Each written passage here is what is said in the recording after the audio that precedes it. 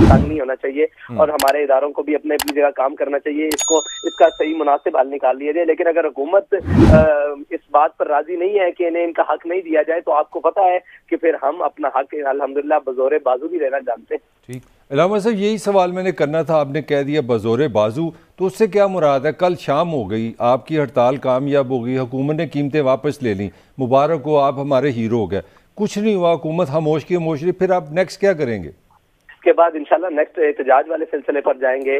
उसके बाद नेक्स्ट बहुत सारे हमारे पास ऑप्शन मौजूद है। हुकूमत के पास वापस लेने के अलावा ऑप्शन मौजूद नहीं है, हमारे पास तो बहुत सारे ऑप्शन मौजूद है। नहीं, आप रास्ते वगैरह कोई, जिस तरह आपकी बड़ी ऑर्गेनाइज, जो पहली आपकी तहरीकें मैंने देखी है, एहतजाज तो बहुत ऑर्गेनाइज होता है पाकिस्तान में। देखिए आप देखें ना, हमने रास्ता बंद नहीं किया, लेकिन हुकूमत पर फिर भी असर ना हो। हमने जनाब आवाज भी किसी की बंद नहीं की, हुकूमत पर फिर भी असर ना हो। रोड भी बंद नहीं हुआ, गली भी बंद नहीं हुई, और एक दुकान बंद होने से भी अगर हुकूमत पर असर नहीं होता तो फिर आखिर तंग आमद बजंग आमद, फिर वो तो रास्ते मौजूद हैं।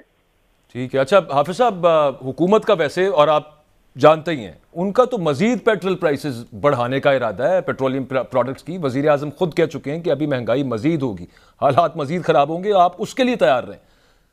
जी हाँ, हम तो तैयार हैं। असल में मसला ये कौम का है कि कौम अगर हमारा साथ देगी तो इंशाल्लाह फिर हमें कहीं भी मतलब सुखी नहीं उठानी पड़ेगी। अच्छा, इसमें हाफिज साहब आप क्या समझते हैं, ये IMF के साथ जो पाकिस्तान की डील है, अगर वो ना होती, पाकिस्तान उनकी शराइत ना मानता, तो पाकिस्तान दिवालिया हो सकता है। तो उस सूरत हाल में जाना बेहतर है कि पाकिस्तान दिवालिया हो जाए, या फिर IMF की जो शराइत बहुत सख्त हैं, उससे आम इंसान, हम सब तो पिस के रह गए हैं उसके अंदर, इसमें कोई डाउट नहीं है। अच्छा, इसमें एक सवाल पहले है कि IMF की दरवाजे तक लेकर जाने वालों से ये पूछा जा सकता है कि आप पूरी मिल्लत और कौम को उस दरवाजे नहज तक लाए क्यों है?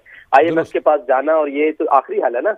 मसला ये है कि कौम जब भी हमारे हुक्मरान IMF के दरवाजे पर जाएंगे तो हमारी कौम का जनाब बेड़ा गर्क होगा, उन्हीं के जनाब मांस और खाल नोची जाएगी। ये तो नहीं तरीकाकार, ठीक है ना। इसके मुतबादिल भी बहुत सारी चीजें हैं, जिस तरह कल सारा कुछ कौम के शोर उठाने के बाद, एक तूफान उठने के बाद भी कहा गया जी वज़रा और मुशीरों के ये सारी मुराद वापस ली जा रही हैं और ये सारा काम किया जा रहा है, तो इससे पहले क्यों नहीं? और ये अभी तो इनके पास इतने असासे मौजूद हैं, अभी तो वो की रेल पेल चल रही है, और अभी मेरे ख्याल से अगर इन सब के असासे और इनकी सारी चीजें सिर्फ कौमी खजाने में जमा करवा दी जाए, ये सारी चीजें, तो पाकिस्तान का आधा कर्जा तो आराम से उतर सकता है। लेकिन तो जो सारे मकरूज करने वाले हैं वही हाकिम बने बैठे हैं, तो हम करेंगे क्या? वो हमें IMF के दरवाजे पे ले जाए, कल चाइना के दरवाजे पे ले जाए, कल रशिया के दरवाजे पे ले जाए, हम तो एक वो क्या कहते हैं, वो नकेल वाले ऊंट की तरह जहां जहां वो जाएंगे हम पीछे फिरेंगे। तो हमें कोई अपनी आवाज उठानी है, अपनी कौम बनना है, हमें इनके सामने खड़े चल रहा है, क्योंकि वो कहते हैं कि दुनिया के साथ चलना है, हमने दुनिया के अंदर रहना है हमने।